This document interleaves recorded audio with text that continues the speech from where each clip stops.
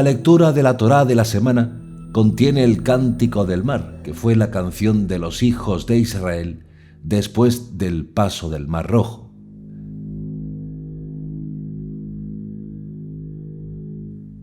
¿Qué significa la expresión doble maná?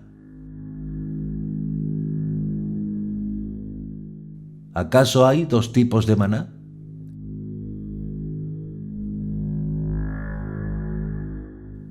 Y en su esencia, ¿qué es el maná? Escondido a ojos de muchos, existe un maná que está escondido. Y escuchen bien el texto de Revelaciones en el Nuevo Testamento que voy a leer.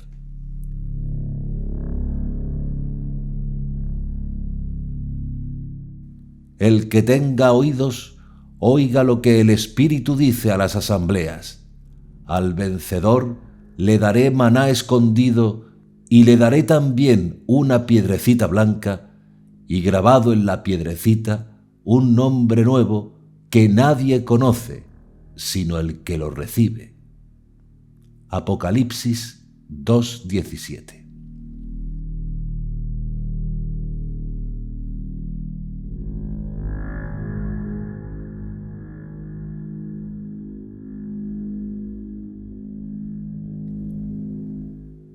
Por tanto, ¿qué es el doble maná y el maná escondido?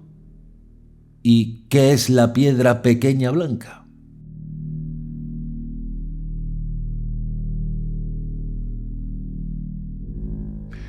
Pues bien, para responder estas preguntas tenemos que trazar un camino en el que todo está conectado. Hoy corresponde con la Parashat Beshalach y esta sección de la Torá nos enseña lo que le sucedió al pueblo de Israel cuando el faraón finalmente los dejó salir de Egipto. Además, en esta Parashá tenemos enseñanzas que son extraordinarias. Pero estas enseñanzas tienen sellos y estos sellos tienen que romperse para poder abrir el rollo y darnos cuenta de la riqueza escondida que está dentro.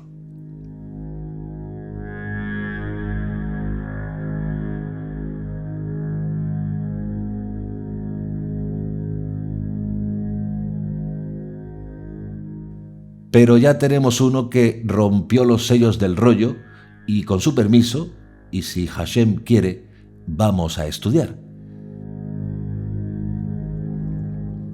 El mismo Dios que finalmente doblegó al faraón y causó que éste dejara ir al pueblo de Israel, fue el mismo Dios que recreó un escenario donde repentinamente pareciera una trampa o un callejón sin salida al pueblo de Israel.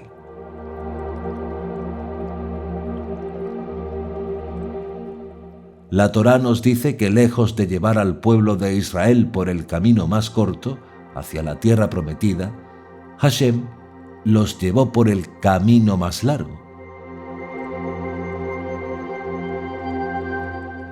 ¿Por qué Elohim hizo eso?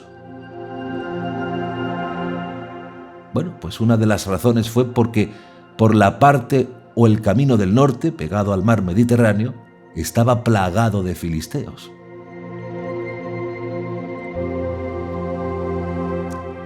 El verso 18 de Éxodo, en el capítulo 17, es el comienzo de la verdadera controversia que rodea el Éxodo, porque dice que en vez de tomar la ruta más directa y más marcada del camino de los filisteos hacia la tierra de Canaán, Dios los dirigió a tomar una ruta que iba hacia, dependiendo en su versión, el Mar Rojo o el Mar de Junco.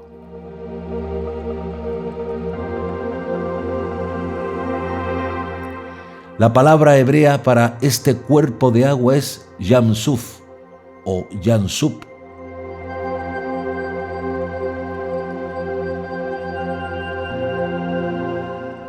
Yam quiere decir mar y Sup quiere decir papiro.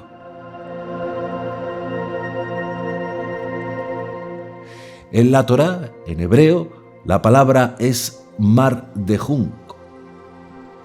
aunque en la Septuaginta, la traducción griega de la Biblia hebrea, las palabras son Mar Rojo. Así que esto es en parte de donde viene la controversia y que, si Hashem quiere, muy pronto ahondaremos más en una nueva miniserie documental histórica con una gran superproducción.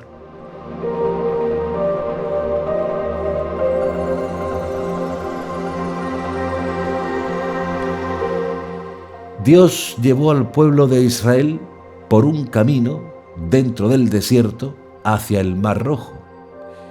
¿Y cómo percibieron los israelitas aquella acción?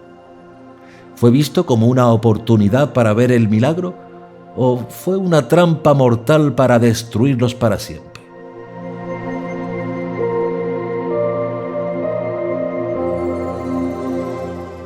Pues lo interpretaron como una trampa. ¿Y por qué? Pues porque ellos miraban atrás y veían al faraón con su ejército.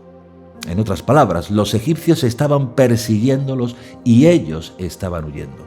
Porque aunque la salida fue sin persecución y tranquila, eso cambió, como bien saben ustedes.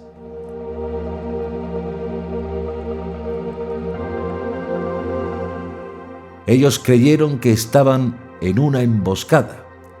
Sintieron la muerte muy de cerca y no percibieron que Elohim mismo, Dios mismo, estaba orquestando todo aquel escenario para asegurarse que la redención fuese irreversible.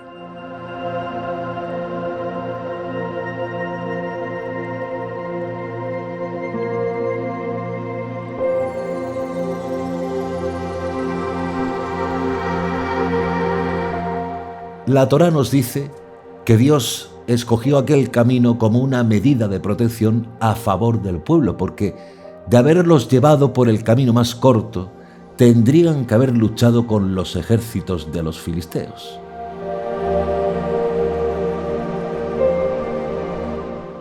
Así que no los llevó por el camino que hoy conocemos como Gaza, sino por el camino del Mar Rojo, porque Dios sabía que ellos no estaban en capacidad mental, emocional, ni mucho menos militar, para luchar esa guerra con los filisteos.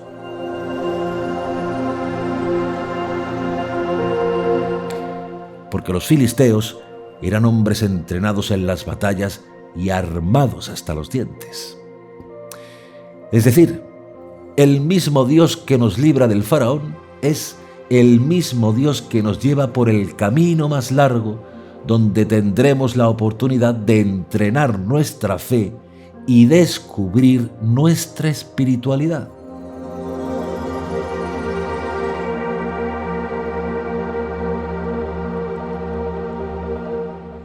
El pueblo hebreo tenía capacidad para superar todos esos desafíos, pero esa capacidad que estaba dormida tenía que despertarse y mostrarse. Y no existe manera de descubrir tus habilidades internas excepto que te lleven a un escenario donde esas habilidades tienen que salir a flote para poder así superar los problemas del camino.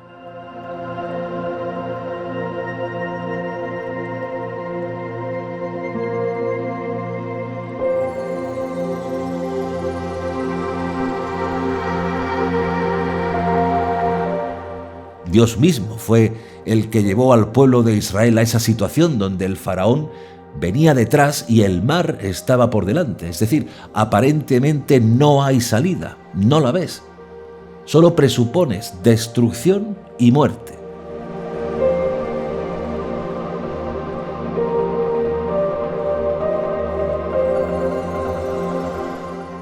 Pero no es así.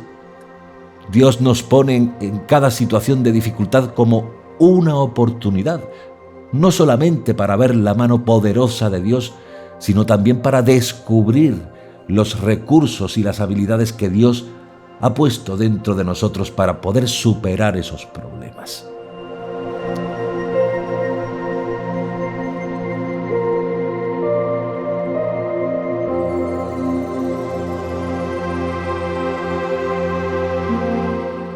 Yeshua comparó la vida humana con una semilla de trigo.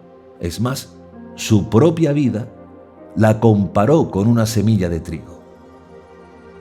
Él dijo, y les leo, en verdad os digo, si el grano de trigo no cae en tierra y muere, queda él solo, pero si muere, da mucho fruto. Juan 12:24. Es decir, una semilla por sí misma, si no cae a tierra y es regada, no es nada. La semilla, por muy buena que sea, si se mantiene en una urna de cristal, no da fruto, no vale para nada. Tiene el ADN, tiene la capacidad de crear un gran árbol, pero si no cae a tierra, no vale para nada. Por muchas capacidades escondidas que tenga, y el que oiga escuche, y el que escuche entienda, si no te exprimen, no das aceite. Si no te muelen, no das lo mejor que hay dentro de ti.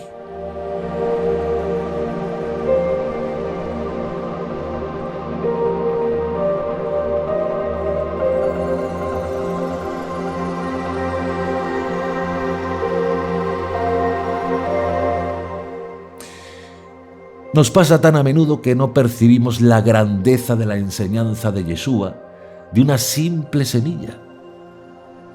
Oculto dentro de ti hay una riqueza enorme, igual que en una semilla. Cosechas, alimentos, pero esa semilla tiene que ser puesta en unas condiciones apropiadas para que esa cáscara exterior se pueda romper y la fuerza de la vida pueda brotar y crecer y hacerse un árbol que finalmente dé un fruto bueno.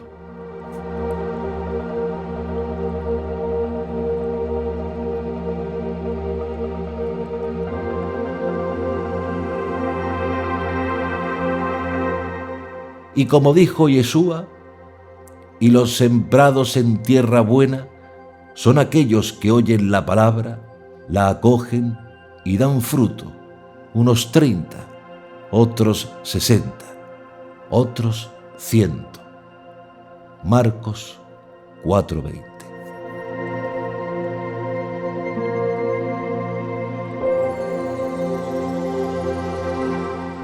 Lo que nos rompe la cáscara exterior son los desafíos y las experiencias, a veces traumáticas, que nos suelen ocurrir.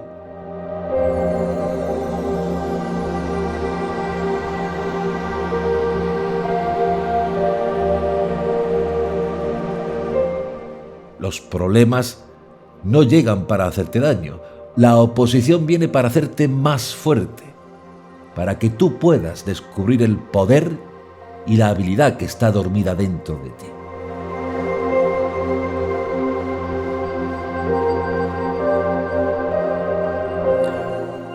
Los israelitas querían ver una salvación inmediata, pero aquí, en esta tierra, las cosas llevan su tiempo.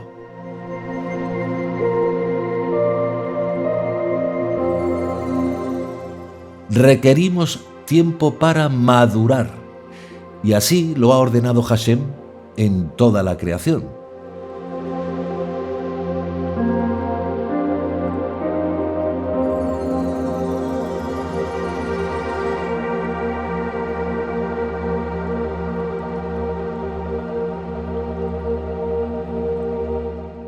Requerimos tiempo para desarrollar habilidades que ni siquiera sabemos que tenemos.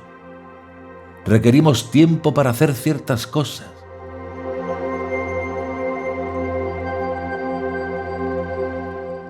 Y en realidad, lo que nosotros podemos encontrar en este relato de la Torá es que la primera redención no fue un momento, fue un proceso. Es decir, tu situación actual, cualquiera que sea, es una oportunidad para descubrir no lo que eres, sino lo que tú puedes llegar a ser.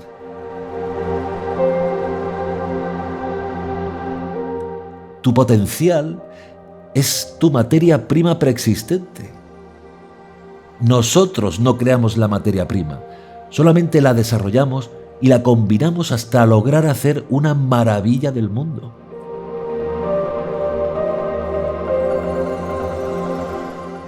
Y el pueblo de Israel fue puesto en una posición extrema para que clamaran a Dios y supieran que la libertad siempre sería superior a la esclavitud. Porque en un estado de libertad siempre tendremos la posibilidad de encontrar la solución que demanda la redención.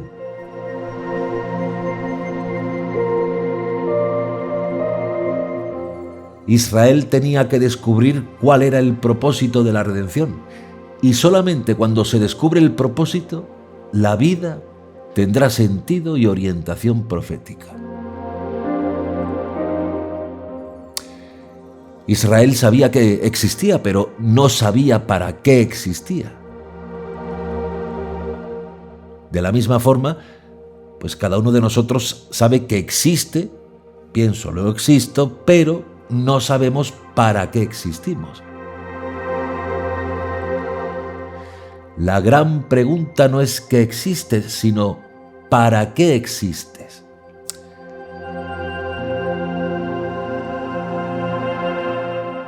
Morir sabiendo que existes sin lograr aquello para lo cual te trajeron al mundo es ver la vida pasar, no vivir la vida.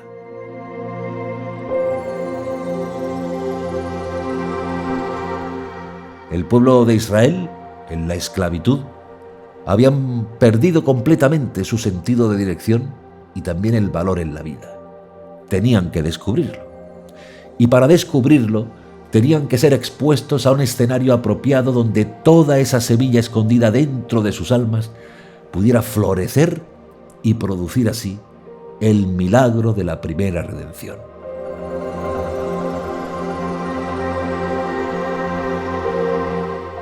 Es que la primera redención fue espectacular.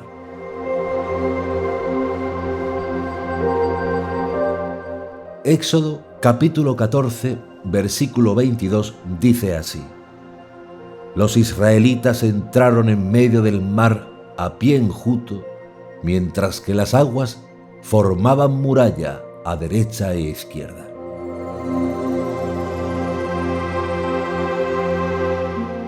Encontramos a Moshe y al pueblo de Israel cantando una canción de victoria. María, o Miriam, hermana de Moisés y Aarón, entonó un canto en alabanza a Elohim después de cruzar el Yansuf. A ella se unieron el resto de mujeres con panderos y bailes, como nos dice Éxodo 15, 20, 21, y les leo. María, la profetisa, hermana de Aarón, tomó en sus manos un tímpano y todas las mujeres la seguían con tímpanos y danzando en coro. Y María les entonaba el estribillo: Cantad a Adonai, pues se cubrió de gloria, arrojando en el mar caballo y carro. ¿Y qué es lo que cantaban? Cantad a Adonai, pues se cubrió de gloria, arrojando en el mar caballo y carro. Observen cómo se relaciona el milagro con una canción. ¿Y qué es una canción? Pues una canción es una maravillosa combinación de letras y sonidos musicales, arreglados de tal manera que expresan una realidad con la cual nosotros podemos llegarnos a identificar. Y en ese sentido, cada situación que te sucede es parte de una canción que se está escribiendo para ti.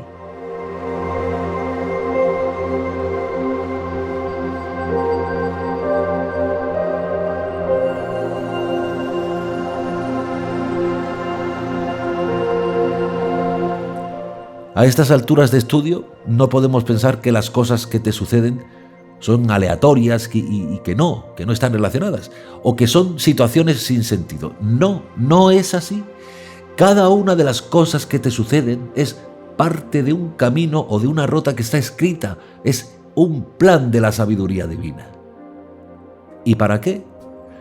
Pues para facilitarte el descubrimiento de tus habilidades y de tus capacidades ocultas, con las cuales después puedas cantar tu canción de alabanza a Hashem.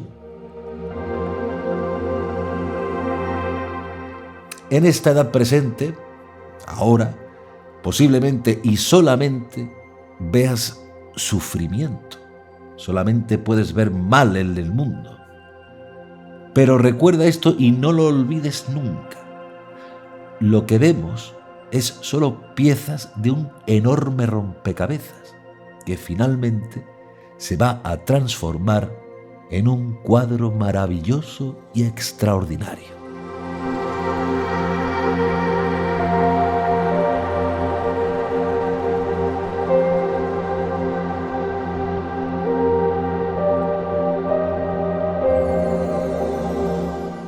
Para que se sepa desde el sol levante hasta el poniente que todo es nada fuera de mí. Yo soy Adonai, no hay ningún otro.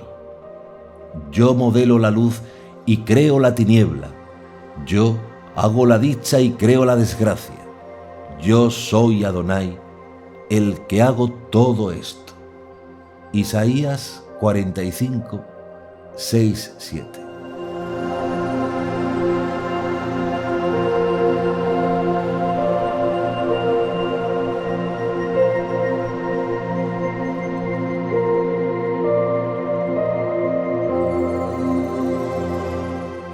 Dije también en mi corazón acerca de la conducta de los humanos. Sucede así para que Dios los pruebe y les demuestre que son como bestias. Eclesiastés 3:18.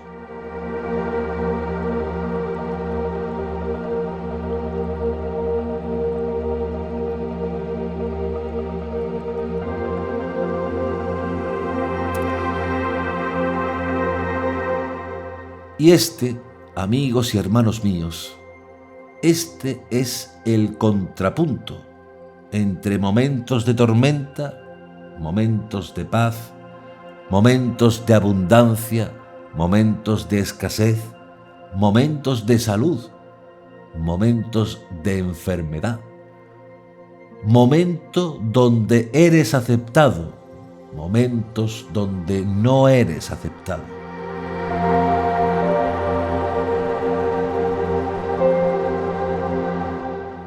Momento cuando ciertas personas vienen hacia ti. Momentos cuando algunas personas se alejan de ti.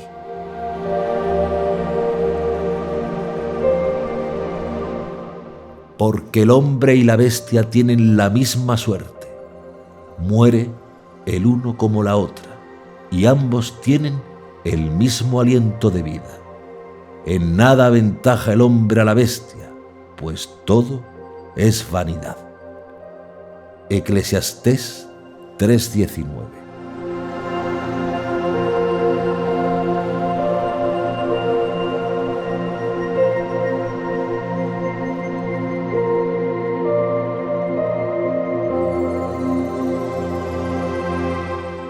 Esta vida que nos ha tocado vivir es como una simple nota musical que en las manos de Hashem, nuestro Padre Eterno, se vuelve una gran sinfonía maravillosa. Y esa sinfonía de Dios es tu vida y será completada cuando esa canción sea terminada.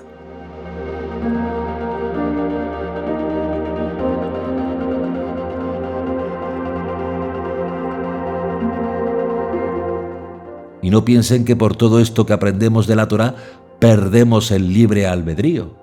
Porque muchos se preguntan, o nos hemos preguntado, ¿cómo es posible que Hashem conozca todo lo que va a pasar en el futuro y sin embargo cuando llega el momento yo sea el que toma la decisión?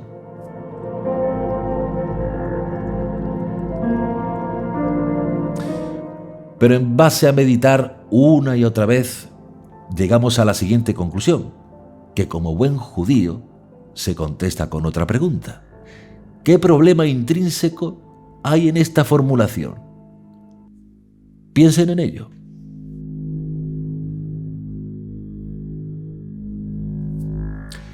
El problema de esa pregunta o formulación, o como lo quieran llamar, es que Hashem, Baruch Hu, Baruch Shemo, el nombre innombrable, está fuera del tiempo.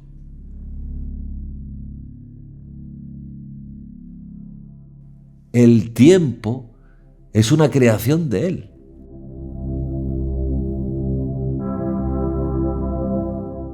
El tiempo es una ilusión.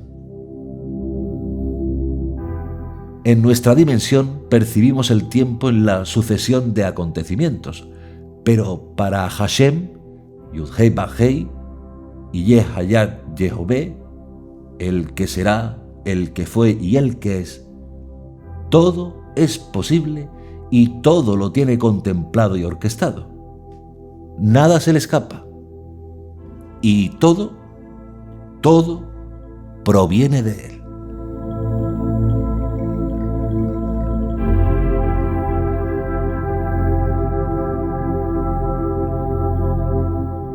Ciertamente es viva la palabra de Dios y eficaz, y más cortante que espada alguna de dos filos. Penetra hasta las fronteras entre el alma y el espíritu, hasta las junturas y médulas, y escruta los sentimientos y pensamientos del corazón. No hay para ella criatura invisible, todo está desnudo y patente a los ojos de aquel a quien hemos de dar cuenta. Hebreos 4, 12-13.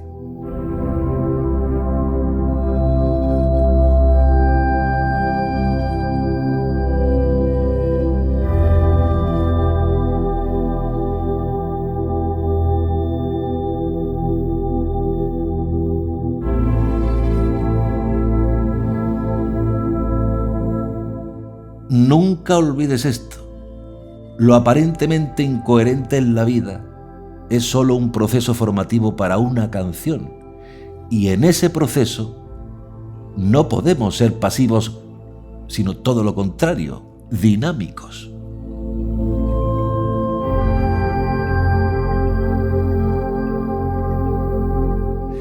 Debemos ser proactivos en la búsqueda de aquello que va a abrir tu camino en medio del mar, igual que el pueblo de Israel al cruzar el mar en Egipto.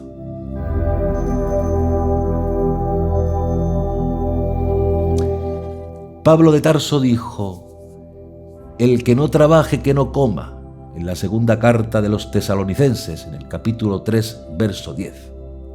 Así de simple. El que no trabaje, que no coma.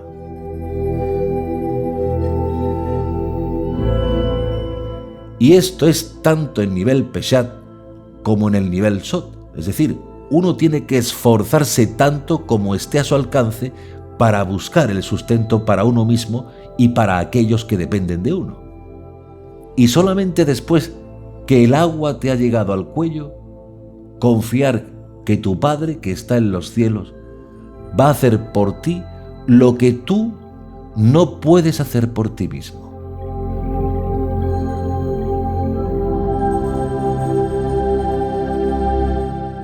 Decir, como muchos dicen: yo quiero aprender Torá pero no tengo dinero, o yo quiero trabajar, pero no te levantas del sofá. Desde luego no es ser proactivos, y vamos a dejarlo ahí. Dios espera que tú hagas el máximo esfuerzo primero en trabajar por ti mismo, ayudarte a ti mismo en buscar alternativas, no para el vecino, sino para ti mismo. Y una vez comiences a ascender por las escaleras del camino, todo lo demás, la salud, el trabajo, el bienestar, te será dado por añadidura.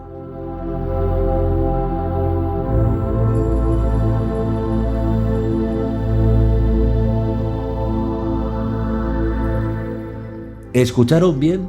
Por añadidura. Es decir, Dios te dará todo lo que necesites para alcanzar el propósito al cual viniste a este mundo. Y si no te lo da, pregúntate el motivo y pregúntale a Él.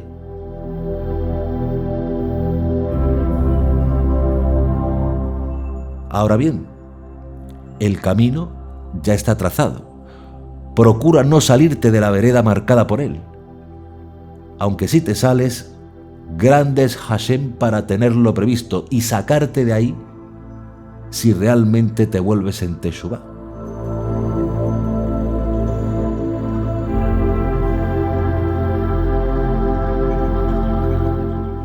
El mundo en el que vivimos es un mundo de paso, un lugar de preparación para algo futuro y no un fin en sí mismo.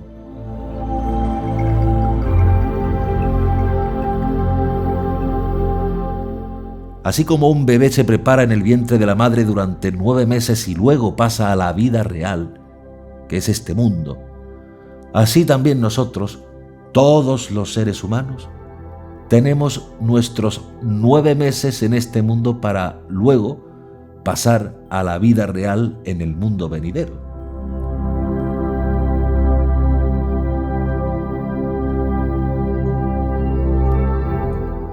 El mundo venidero es eterno y está definido como un lugar donde recibimos la recompensa por las buenas acciones que hicimos en este mundo.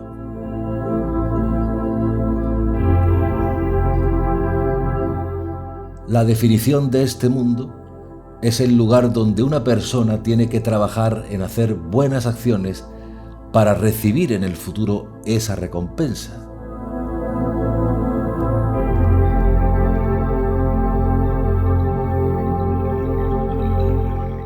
Este mundo es el lugar para sembrar y el mundo venidero es el lugar para cosechar.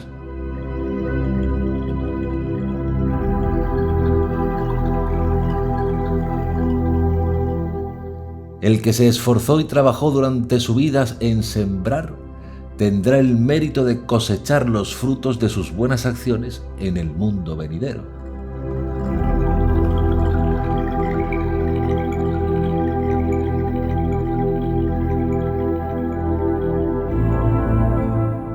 Si es verdad que los seres humanos tenemos libre albedrío, entonces todo lo anterior tiene sentido, pero ¿qué pasaría si las personas llegáramos a este mundo preprogramados?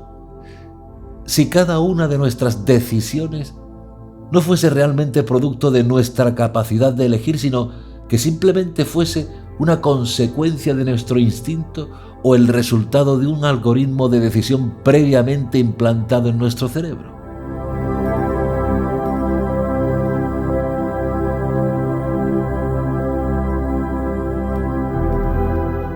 Lo que tenemos claro por la Torá es que si nosotros somos como un robot programado, no tiene sentido que Dios nos premie por nuestras buenas acciones y nos castigue por las malas.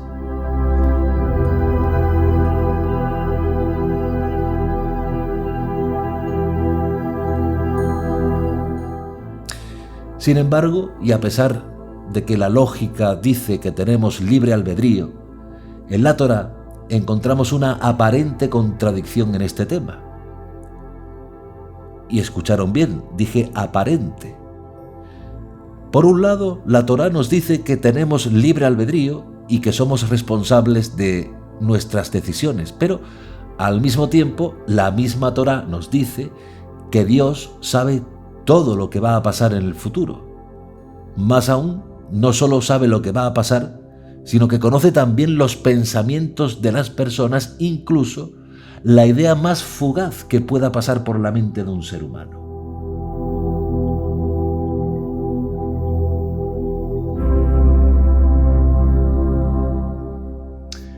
Por tanto, ¿cómo puede ser que la Torá nos diga que ambas cosas son verdad al mismo tiempo?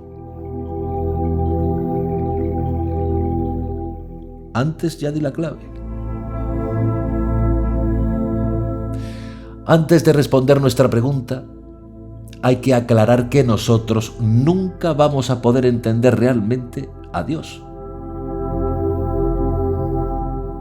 Lo único que podemos hacer es, bajo nuestros parámetros, tratar de explicar sus comportamientos para relacionarnos de mejor forma con Él.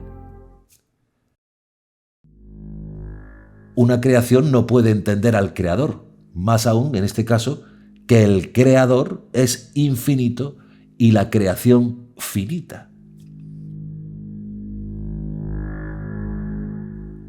La contradicción aparente se basa en la siguiente premisa.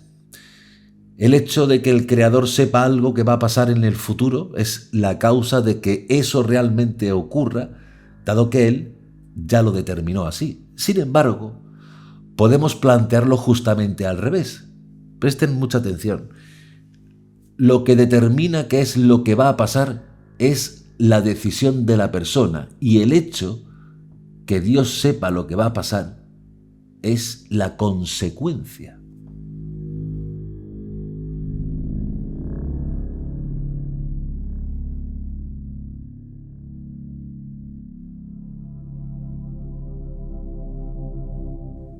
Esto soluciona nuestra contradicción y nos muestra que realmente ambas afirmaciones sí pueden convivir al mismo tiempo. Sin embargo, ¿qué significa que Dios viaje al futuro y vuelva al pasado? ¿Y cómo esto no condiciona realmente la decisión de una persona?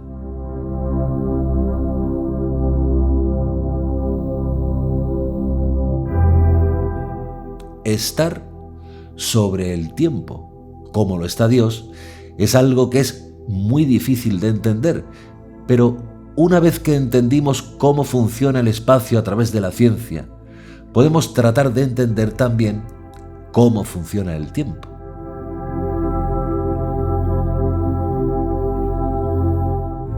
El tiempo nos limita. Solamente podemos ver, vivir y sentir el presente. El pasado es historia y el futuro no ha llegado aún.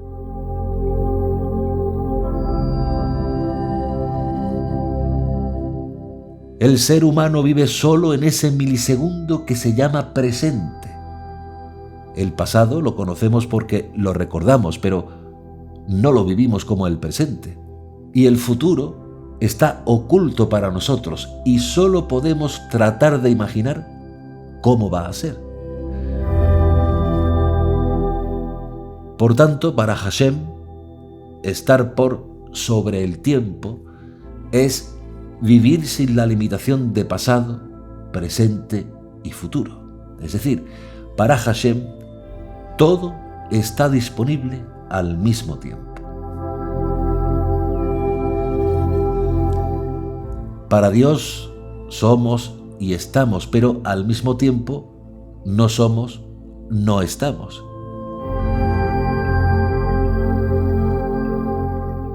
Estamos vivos y muertos al mismo tiempo en nuestra escala temporal. Así de simple. Todo está disponible en la eternidad.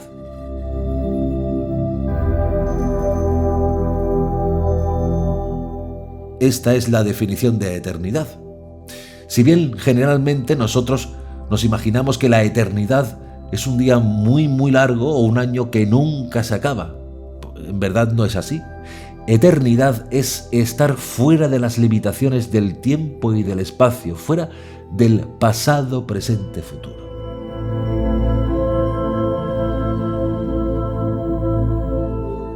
Dios es eterno y nuestra vida espiritual en el mundo venidero es eterna, porque nuestras almas no se rigen por estas limitaciones. Y según esto podemos entender cómo puede ser que Dios sepa en el presente lo que una persona va a decidir en el futuro. Pero esta pregunta solo existe en nuestra realidad, que depende del tiempo y del espacio y de las limitaciones del presente. Sin embargo, tiempo para Dios es todo presente, tanto el pasado como el futuro. Todo está ahí, al mismo tiempo.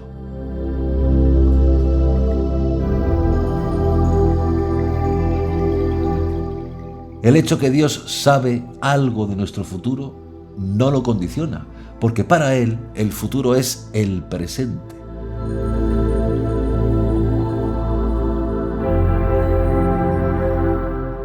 Nosotros vivimos con las limitaciones del tiempo. El futuro no lo podemos ver y no podemos saber lo que vendrá mañana. Sin embargo, Dios sabe cuáles van a ser nuestros desafíos y nuestros futuros escenarios donde vamos a tener que decidir. Y a pesar de todo esto, el hecho que Él lo sabe todo no condiciona nuestra decisión, sino que su conocimiento es un resultado de ella.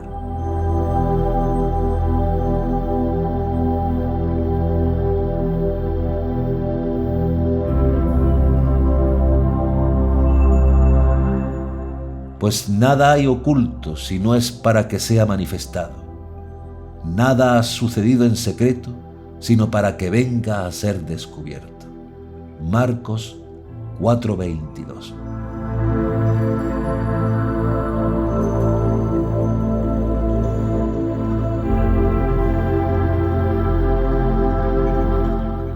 Los hijos de Israel tenían que entrar al mar, es decir, te tiene que llegar el agua hasta el cuello y solamente entonces ocurre el milagro de la partición de las aguas.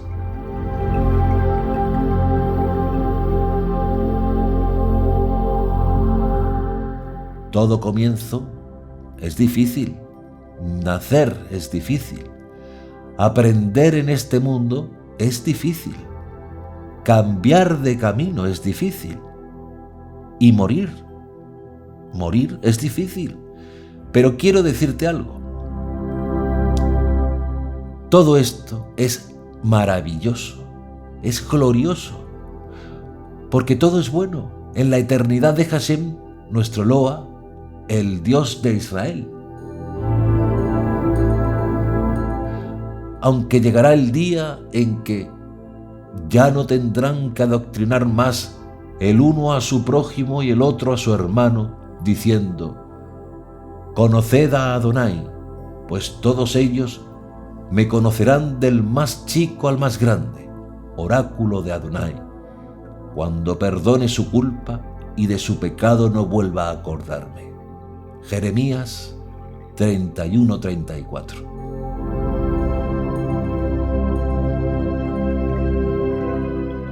Pero mientras tanto, todo comienzo es difícil porque es cuando más capital y tiempo demanda de nosotros.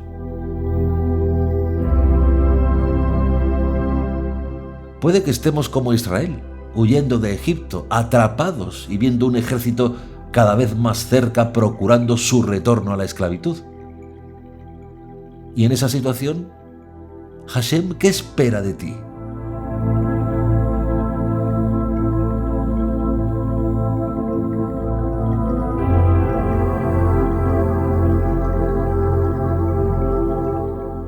Espera de ti que lo intentes y que lo vuelvas a intentar.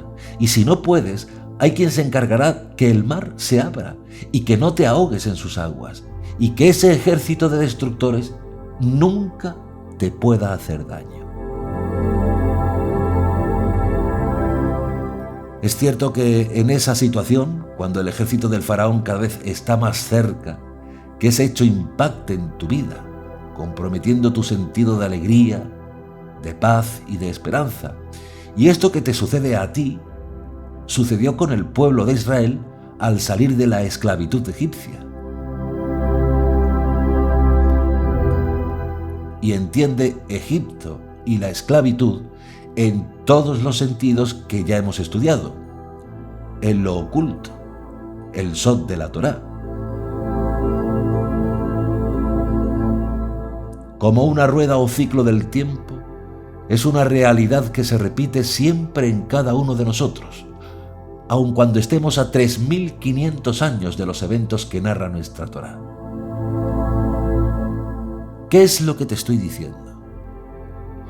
Lo que te estoy diciendo es que la vida, mis amigos y hermanos, no se da en cautividad o en aislamiento. La vida se vive teniendo relaciones entre los humanos. Tu vida siempre va a tener lugar en un escenario donde tendrás que relacionarte con otros seres humanos. Y esto significa que habrá cosas en tu vida que no van a depender de ti, sino de las acciones de los demás. Y esas acciones de los demás son impredecibles para ti, no para Dios. Las personas se frustran muy fácilmente y hacen cosas que dañan su relación con los demás. Pero escuchen bien, cuando ese momento llegue, Dios espera de todos nosotros que no nos detengamos, como los hijos de Israel en el mar al salir de Egipto. No detengan la marcha en el camino. Sigue avanzando, aun cuando las aguas vayan subiendo y llegando al cuello, porque Dios va a estar contigo y te va a ayudar. Te va a sacar a flote, separando las aguas para ti y llevarte al otro lado.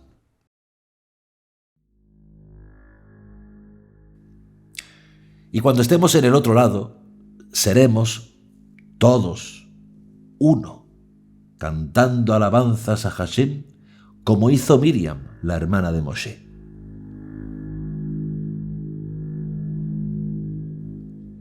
Miriam en el centro, tocando un tambor y dirigiendo sus plegarias a Hashem, Baruch Hu Baruch Shemo, y a su alrededor y dispuesto en óvalo, el coro de mujeres que la acompañaban con su música, cantos y bailes.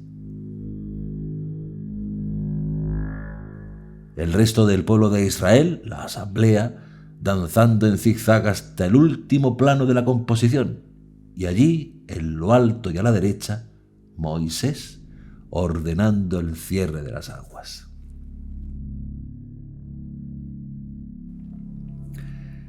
Y en este Shabbat Shirah, el canto del mar, es decir, el canto de Miriam, se mantiene una antigua costumbre de dejar comida para las aves. ¿Por qué? Pues aquí viene la esencia de hoy con el maná. Y que si no entendieron todo lo que hemos estudiado hoy, es posible que no lo comprendan en toda su magnitud.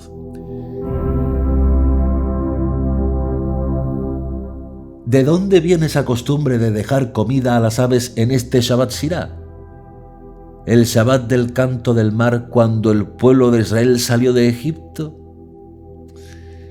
Esta costumbre viene porque en esta parashá encontramos a Moshe diciéndole al pueblo de Israel que el maná va a caer solamente 6 días y que no caerá maná en el 7º día, en el Shabbat. ¿Y qué vamos a comer en el 7º día en el Shabbat? Hashem enviará doble porción de maná en el 6º día. En el 6º día, que hoy conocemos como viernes, Hashem iba a enviar doble porción.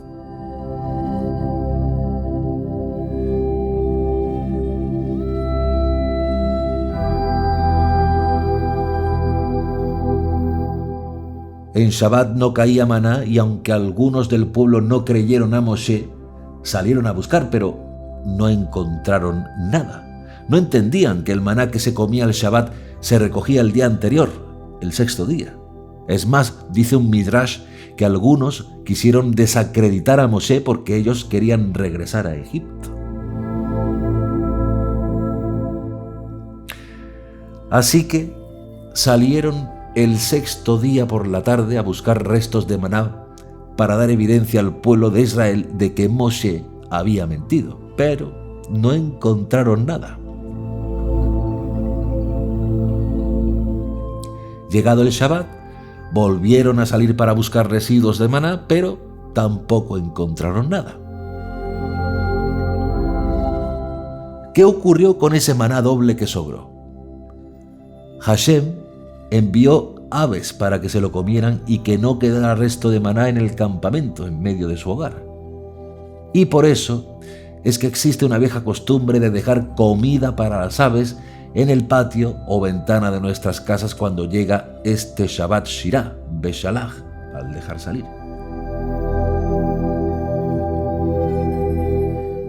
Dejar comida para las aves constituye un principio más que una emoción. Lo que forma a una persona no son los milagros, son los principios por los cuales uno decide vivir la vida. Y si vives la vida, no la dejas pasar.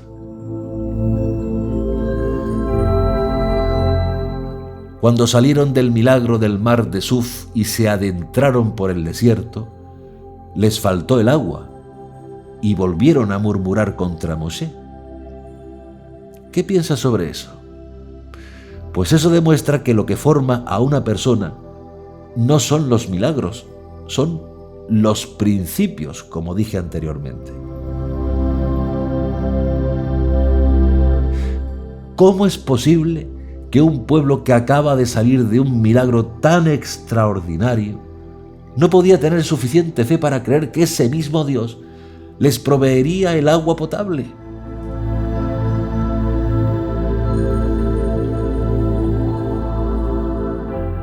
Lo que llamamos milagros son necesarios para sacarnos de situaciones, las cuales, humanamente hablando, ya nada más podemos hacer. Pero lo que nos forma el carácter no son los milagros, que solo impresionan nuestra vida consciente. Lo que forma nuestro carácter son los principios, a través de los cuales podemos creerle a Dios, aun cuando no veamos que esté haciendo absolutamente nada para rescatarnos.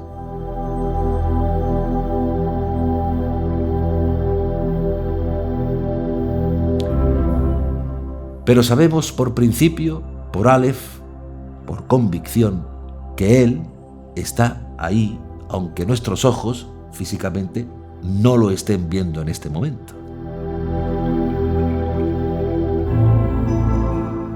En este Shabbat Shirah se estudia el milagro de maná que caía en el desierto todos los días, menos el séptimo día.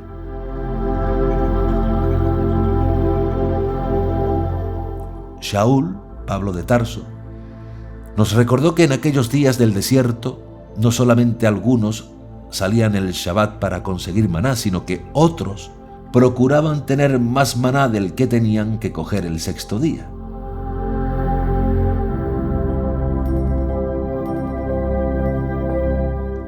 Pero ¿qué ocurría al que recogía más maná del que debía el sexto día? Pues que ese maná se volvía gusano, se descomponía.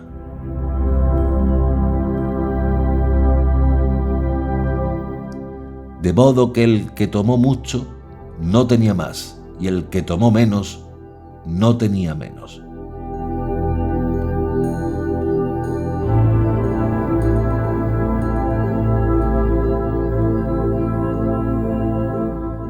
Y ahora piensen en eso, y lo repito. De modo que el que tomó mucho no tenía más, y el que tomó menos no tenía menos.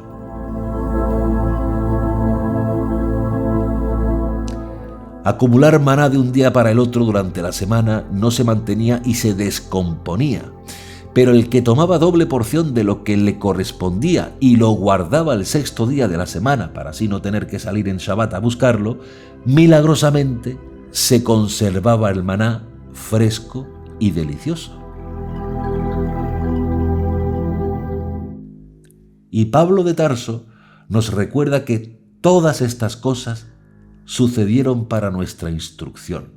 En otras palabras, lo que sucedió en el desierto y en el Éxodo no es casualidad, no es azar, son mensajes de Hashem que Él nos puso para marcarnos como Él quiere que vivamos el resto de nuestras vidas. E incluso, en nuestra época, el maná representa el sustento. Y sabemos que viene de Hashem como el rocío del cielo, pero tenemos que hacer un esfuerzo y salir a recogerlo. Pero nuestra abundancia material viene del cielo, viene de Hashem, porque todo viene de Él.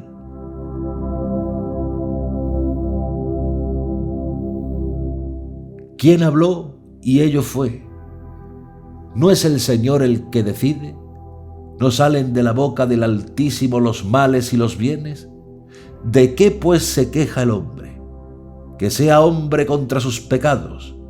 Examinemos nuestros caminos, escudriñémoslos y convirtámonos a Adonai. Alcemos nuestro corazón y nuestras manos al Dios que está en los cielos. Nosotros hemos sido rebeldes y traidores. Tú nos has perdonado. Lamentaciones 3, 37-42.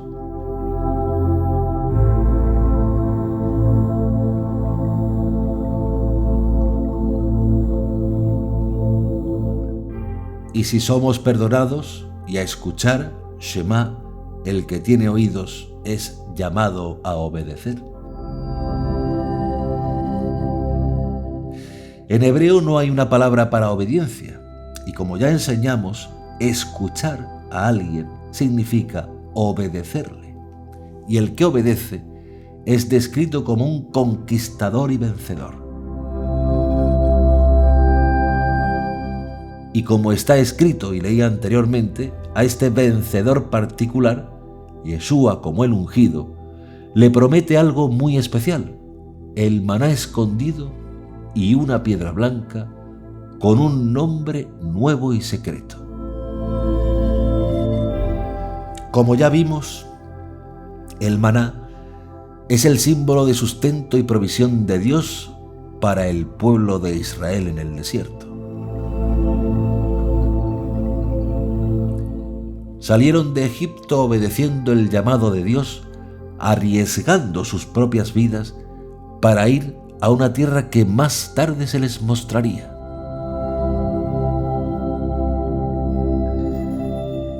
Y cuando Yeshua habló con la mujer samaritana de Israel, como nos dice Juan 4, sus discípulos regresaron de una población cercana con comida, pero Yeshua no quiso comer y les dijo: yo tengo una comida que comer que vosotros no sabéis. Juan 4:32.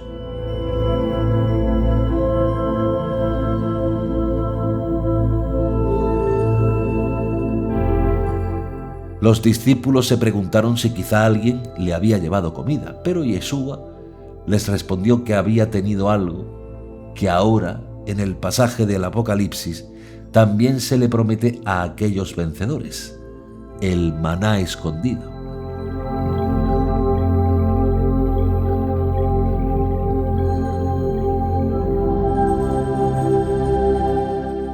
Entre tanto, los discípulos le insistían diciendo: Rabí, come. Pero él les dijo: yo tengo para comer un alimento que vosotros no sabéis.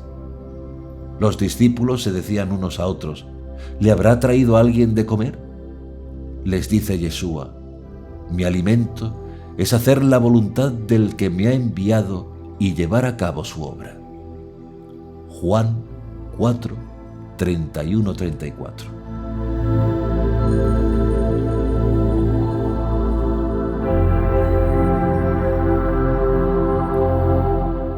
Él entonces les respondió: tengo un alimento que vosotros no sabéis.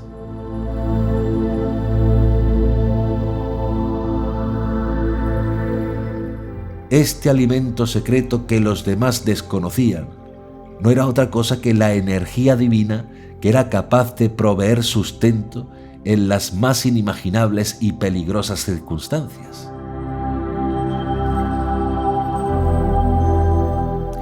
Esto caracterizó la pronta realidad para los creyentes de Pérgamo.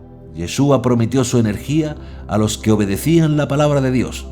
Por eso, quien obedece es también el que triunfa.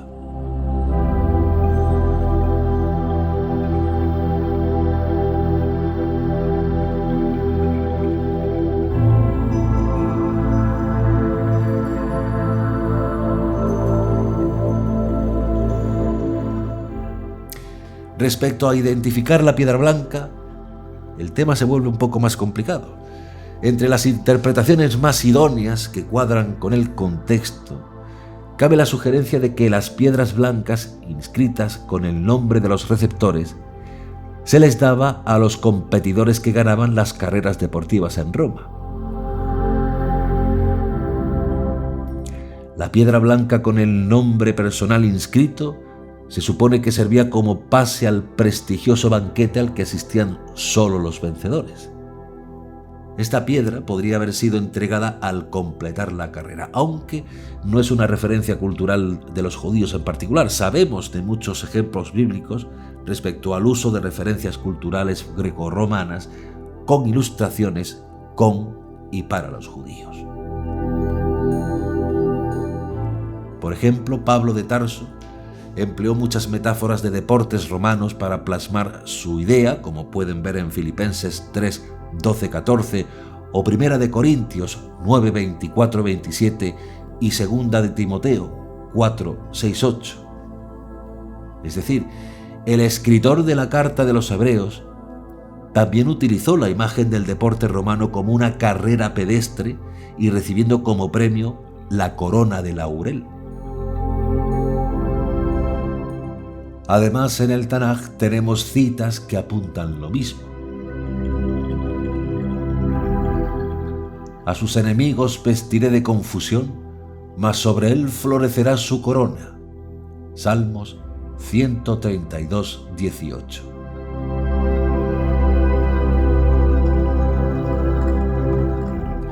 Y Proverbios 14, 18 dice: los simples heredarán necedad, mas los prudentes se coronarán de sabiduría.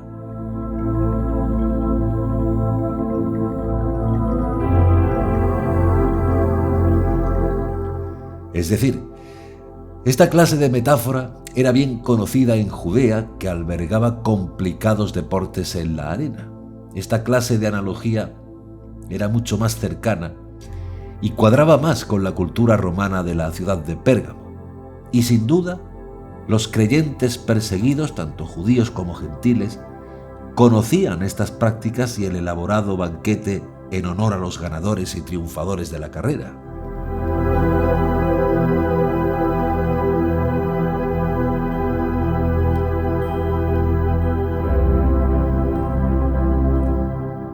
La mayoría de los creyentes no participaban en esos juegos por el hecho de que los mismos incluían la dedicación a los dioses romanos.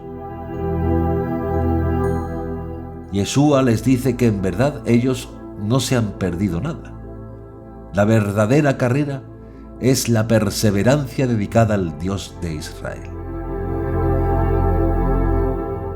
Cualquiera que persevera en esta carrera y triunfa, recibirá el pase para el banquete celestial de honor eterno, el banquete de la boda.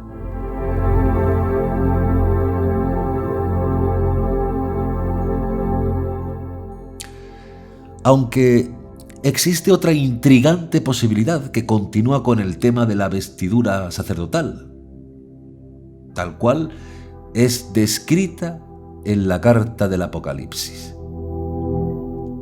La vestidura del Cohen Gadol tenía 12 piedras con los nombres de las 12 tribus de Israel. Una de esas piedras es blanca. Yahalom era la sexta piedra y significaba el sexto hijo de Lea, Zebulón.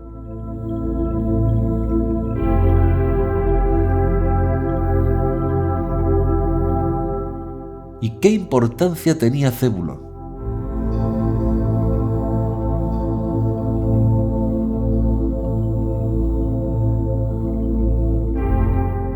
Pues vamos a leer en Isaías 9, 1 al 7 y citado en Mateo 4, 15, que dice lo siguiente: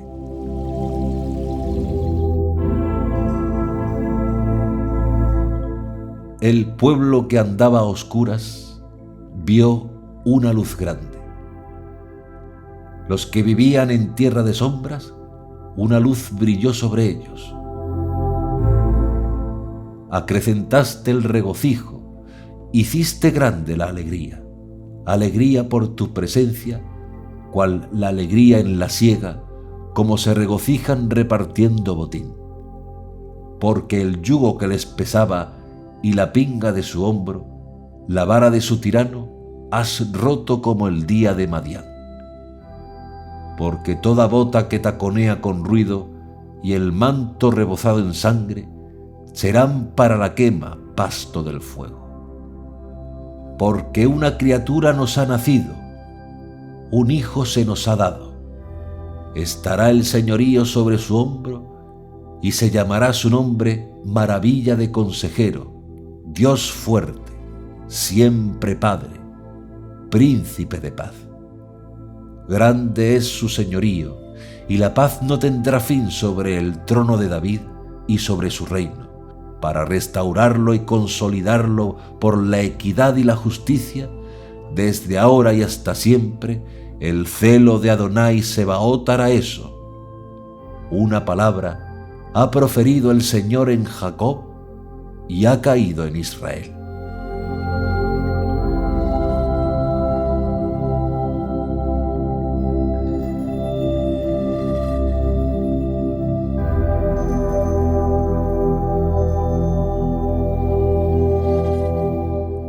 De acuerdo con esta interpretación, la piedra blanca sagrada es el símbolo de los residentes grecorromanos en Galilea que recibieron la luz por medio del nacimiento de Yeshua.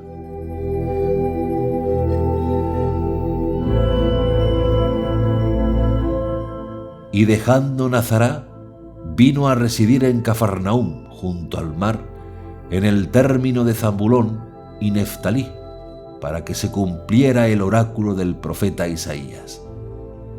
Tierra de Zabulón, tierra de Neftalí, camino del mar, allende el Jordán, Galilea de los gentiles. El pueblo que habitaba en tinieblas ha visto una gran luz. A los que habitaban en paraje de sombras de muerte, una luz les ha amanecido. Mateo 4, 13, 16.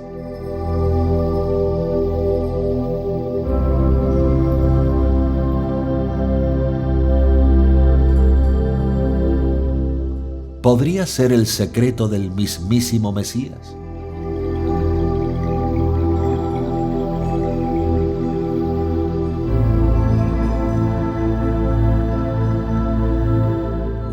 ¿Podría la piedra blanca señalar a Yeshua mediante la piedra Yahalom que adornaba el pectoral del Cohen Gadol de Israel?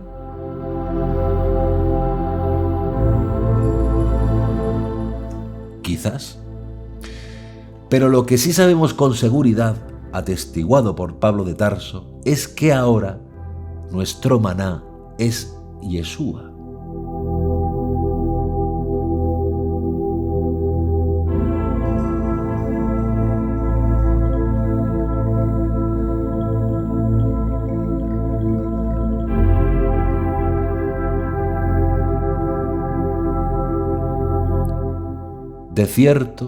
De cierto os digo, el que cree en mí tiene vida eterna. Yo soy el pan de vida. Vuestros padres comieron el maná en el desierto y murieron. Este es el pan que desciende del cielo, para que el que de él coma no muera. Yo soy el pan vivo que descendió del cielo. Si alguno comiere de este pan, vivirá para siempre, y el pan que yo daré es mi carne, la cual yo daré por la vida del mundo. Juan 6, 47, 51.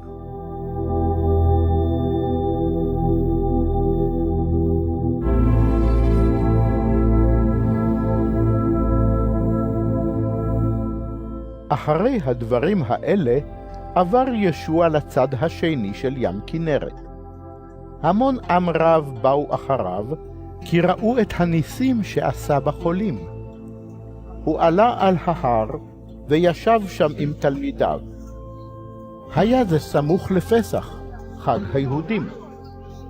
כשנשא ישוע את עיניו, וראה עם רב באים אליו, אמר לפיליפוס, איפה נקנה לחם כדי שיאכלו אלה? וזאת אמר כשהוא מנסה אותו, שהרי ידע מה התכוון לעשות. השיב לו פיליפוס, כדי שכל אחד יקבל קצת, לא יספיקו להם כיכרות לחם ב200 דינר. אחד מתלמידיו, והוא אנדרי, אחיו של שמעון קיפה, אמר לו, יש פה נער ולא 5 כיכרות לחם שעורים ו2 דגים, אך מה אלה בשבילם רב כזה? אמר ישוע, הושיבו את האנשים. הרבה עשב היה באותו מקום, והאנשים ישבו. מספרם היה כ5,000. לקח ישוע את כיכרות הלחם, ברך וחילק להם כאוות נפשם, וכן גם עשה בדגים. כאשר שבעו, אמר לתלמידיו, אספו את מה שנותר, כדי שלא יאבד מאומה. והם אספו, ומילאו 12 סלים בשיירי 5 כיכרות לחם השעורים שהותירו האוכלים. ראו האנשים את האות שעשה, ואמרו, זהו באמת הנביא שבא אל העולם. כשהבחין ישוע שהם עומדים לבוא ולתפוס אותו כדי להמליכו, יצא שוב אל ההר, הוא לבדו. לעת ערב ירדו תלמידיו אל הים, ונכנסו לסירה כדי לעבור את הים אל כפר נחום. החושך כבר ירד, וישוע עוד לא בא עליהם. באותה שעה נשבה רוח חזקה, והים החל לסעור. לאחר שחתרו כ5 קילומטרים, ראו את ישוע הולך על הים ומתקרב אל הסירה. פחד נפל עליהם, אך הוא אמר להם, אני הוא, אל תפחדו. אז חפצו לקבל אותו לסירה, ולפתע הייתה הסירה בחוף אשר הפליגו אליו. למחרת ראה ההמון אשר עמד מעבר לים, כי קודם לכן לא הייתה שם אלא סירה אחת, וכי ישוע לא נכנס לסירה עם תלמידיו, אלא שתלמידיו נסעו לבדם. סירות אחרות באו מטבריה אל קרבת המקום שאכלו שם את הלחם לאחר שברך עליו האדון. כראות המון העם שישוע איננו שם, וגם לא תלמידיו, נכנסו לסירות ובאו לכפר נחום לחפש את ישוע. כאשר מצאו אותו מעבר לים, שאלו אותו, רבי, מתי באת לכאן? ענה להם ישוע ואמר, אמן, אמן אני אומר לכם, אתם מחפשים אותי, לא משום שראיתם אותות, אלא משום שאכלתם מכיכרות הלחם ושבעתם. אל תעמלו בעד האוכל הקלה ועובד, אלא בעד האוכל הקיים לחיי עולם, אשר בן האדם יתנהו לכם, כי אותו חתם האלוהים האב בחותמו. שאלו אותו, מה עלינו לעשות כדי שנפעל את פעולי אלוהים? השיב ישוע ואמר להם, זהו פועל האלוהים, שתאמינו בזה אשר הוא שלח. אמרו לו, אם כן, מה האות שאתה עושה למען נראה ונאמין בך? מה אתה פועל? אבותינו אכלו את המן במדבר, כמו שכתוב, לחם מן השמיים נתן לנו לאכול. השיב להם ישוע, אמן, אמן אני אומר לכם, לא משה נתן לכם את הלחם מן השמיים, אלא אבי נותן לכם את הלחם האמיתי מן השמיים. כי לחם האלוהים הוא היורד מן השמיים, ונותן חיים לעולם. אמרו אליו, אדון, תן נא לנו תמיד את הלחם הזה. אמר להם ישוע, אני הוא לחם החיים. כל הבא אליי לא ירעב, והמאמין בי לא יצמא עוד. אבל אמרתי לכם כי ראיתם אותי, ובכל זאת אינכם מאמינים. כל מי שהאב נותן אותו לי יבוא אליי, ואת הבא אליי לא אשליך החוצה, כי ירדתי מן השמיים לא לעשות את רצוני שלי, אלא את רצון שולחי. וזה רצון שולחי, שלא יאבד לי איש מכל אשר נתן לי, אלא שאקים אותו ביום האחרון. הן זהו רצון אבי, שכל הרואה את הבן ומאמין בו, יהיו לו חיי עולם, ואני אקים אותו ביום האחרון. היו שרתנו עליו, משום שאמר, אני הלחם היורד מן השמיים. ואמרו, הלא זהו ישוע בן יוסף, אשר אנחנו מכירים את אביו ואת אמו. איך כעת הוא אומר, מן השמיים ירדתי? השיב ישוע ואמר להם, אל תרתנו ביניכם. אין איש יכול לבוא אליי, אלא אם כן ימשוך אותו האב אשר שלחני, ואני אקים אותו ביום האחרון. הן כתוב בנביאים, וכל בנייך לימודי אדוני. כל השומע מן האב ולומד, יבוא אליי. לא שאיזה איש ראה את האב, כי אם זה שהוא מאת האלוהים, הוא ראה את האב. אמן, אמן אני אומר לכם, המאמין יש לו חיי עולם. אני הוא לחם החיים. אבותיכם אכלו את המן במדבר ומתו. זהו הלחם היורד מן השמיים, כדי שיאכלו ממנו ולא ימותו. אני הלחם החי היורד מן השמיים. אם יאכל איש מן הלחם הזה, יחיה לעולם. והלחם אשר אתן, הרי הוא בשרי בעד חייו של העולם. התווכחו השומעים זה עם זה, ואמרו, איך יכול זה לתת לנו את בשרו לאכול? אמר להם ישוע, אמן, אמן אני אומר לכם, אם לא תאכלו את בשר בן האדם, ולא תשתו את דמו, אין לכם חיים בקרבכם. האוכל את בשרי ושותה את דמי, יש לו חיי עולם, ואני אקים אותו ביום האחרון. כי בשרי הוא מאכל אמיתי, ודמי הוא משקה אמיתי. האוכל את בשרי ושותה את דמי, שוכן בי ואני בו. כמו שהאב החי שלח אותי, ואני חי בגלל האב, גם האוכל אותי אף הוא יחיה בגללי. זהו הלחם אשר ירד מן השמיים. לא כמו שאכלו האבות ומתו, האוכל את הלחם הזה יחיה לעולם. את הדברים האלה אמר בבית הכנסת כאשר לימד בכפר נחום. רבים מתלמידיו ששמעו זאת אמרו, קשה הדבר הזה, מי יכול לשמוע אותו? ישוע ידע בליבו שתלמידיו רוטנים על זאת, ולפיכך אמר להם, האם זה מכשיל אתכם? ומה אם תראו את בן האדם עולה אל אשר היה שם בראשונה? הרוח היא המחיה, הבשר אינו מועיל כלום. הדברים שדיברתי עליכם רוח הם וחיים. אך יש אנשים מכם שאינם מאמינים. שכן ישוע ידע מראש מי הם שאינם מאמינים ומי יסגיר אותו. הוסיף ואמר, על כן אמרתי לכם שאין איש יכול לבוא אליי, אלא אם כן ניתן לו מאת האב. בשל הדבר הזה נסוגו רבים מתלמידיו ולא הוסיפו להתהלך איתו. אמר ישוע אל 12, שמה גם אתם רוצים ללכת? השיב לו שמעון כיפה, אדוננו, אל מי נלך? דברי חיי עולם עמך, ואנחנו האמנו וידענו שאתה קדוש האלוהים. אמר להם ישוע, הרי אני בחרתי אתכם, 12, ואחד מכם שטן. ישוע דיבר על יהודה בן שמעון איש קריות, כי הוא היה עתיד להסגיר אותו, והוא אחד מן 12.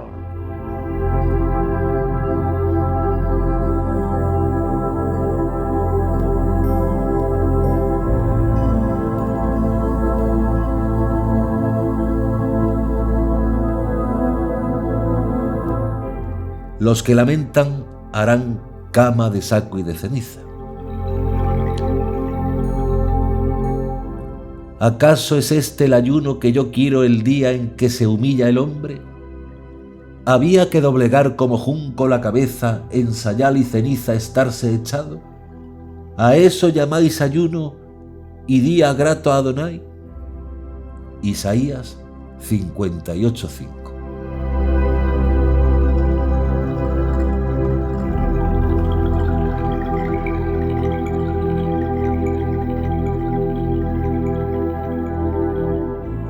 O ceñirán de saco y se revolcarán en ceniza como señal de lamentación.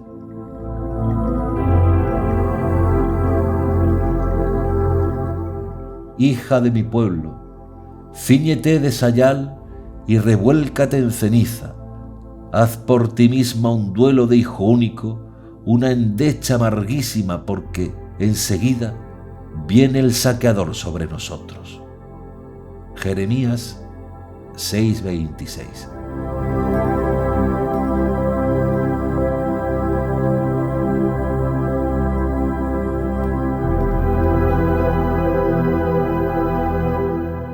Pero el siervo, el Mesías, les dará una señal de gloria, un turbante, una corona de laurel para adornarse la cabeza.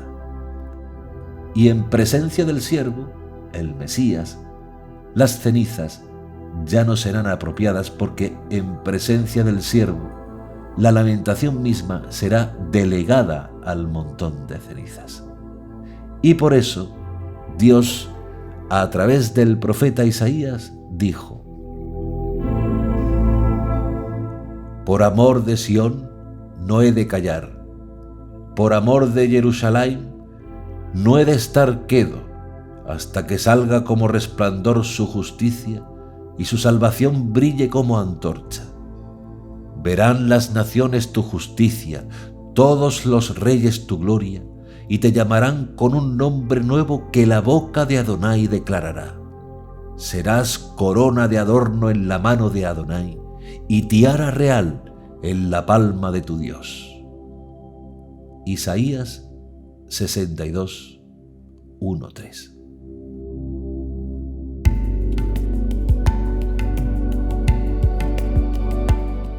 Shabbat Shalom.